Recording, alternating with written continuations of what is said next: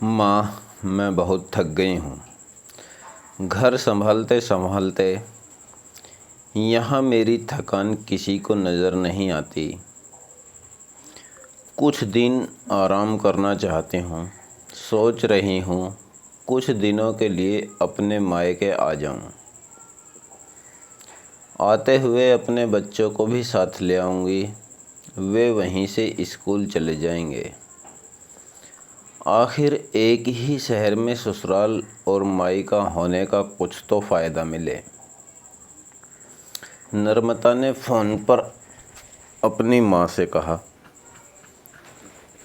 पार्वती जी ने दूसरी तरफ से कहा, हाँ बेटा, जब तेरी इच्छा हो आ जाना। आखिर ये तेरा भी तो घर है। ठीक है माँ, तो मैं कल ही आ जाऊँगी।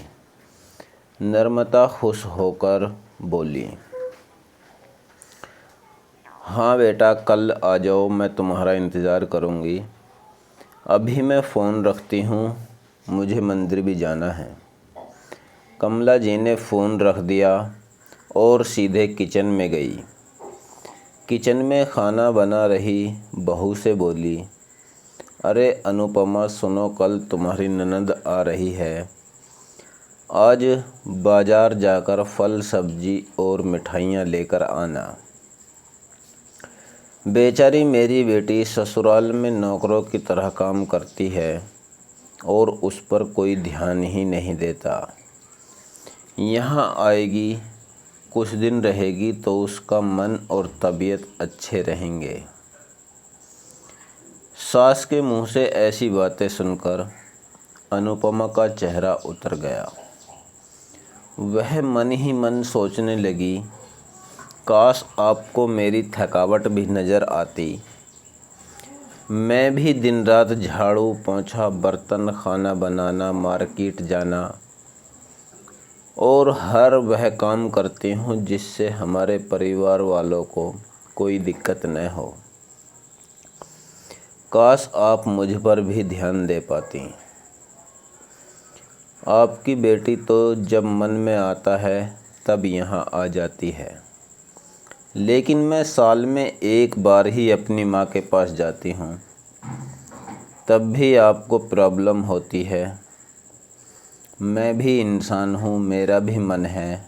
मुझे भी लगता है अपने माँ के पास जाकर थोड़ा आराम करूँ, सुख दुख की दो चार बातें करूँ, अपना मन हल्का करूँ। भगवान, अब तुम ही कुछ करो ताकि मेरी सास की आँखें खुलें और उसे मेरी थकावट भी नज़र आए। शाम तक भगवान ने जैसे अनुपमा की सुन ली और उसकी ननद का फ़ोन आया। ननद ने अपनी माँ से कहा कि उसकी सास ने उसे मायके आने के लिए मना कर दिया है, इसलिए वह इस बार वो नहीं आ सकती। पार्वती जी बोली, ऐसे कैसे मना कर दिया? पहले तो कभी वह तुम्हें आने के लिए नहीं रोकती थीं, इस बार भला क्या हो गया? लाओ मेरी बात कराओ, उसने मैं समझाती हूँ। नर्मदा ने फ़ोन अपनी सास को दिया। पार्वती ने कहा, नमस्कार समधन जी, आपसे कुछ कहना था। समधन जी ने कहा, कहिए। दरअसल नर्मदा कल त्योहार है, इसलिए अपने मायके आना चाहती है।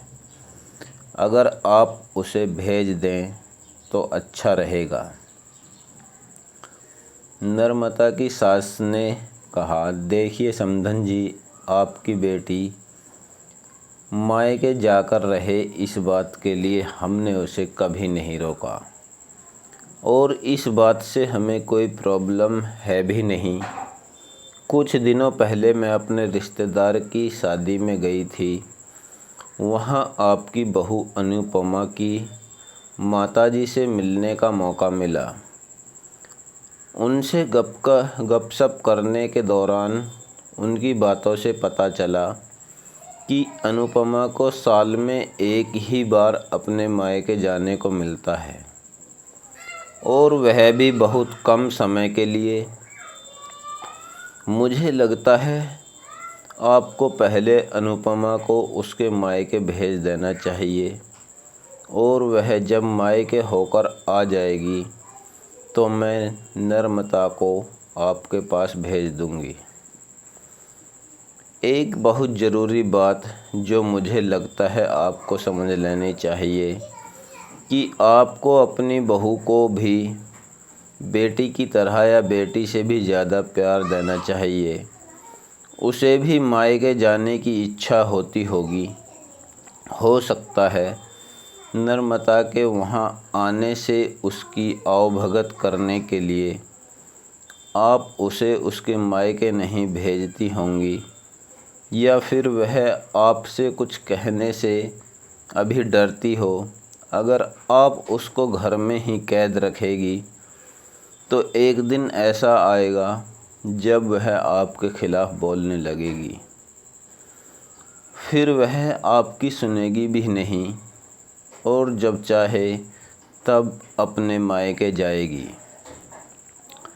ऐसी परिस्थिति आए, इससे अच्छा है कि आप ही कुछ बदलाव अमल में ले आएं, जिससे आपका रिश्ता और रिश्ते की मिठास ख़राब ना हो।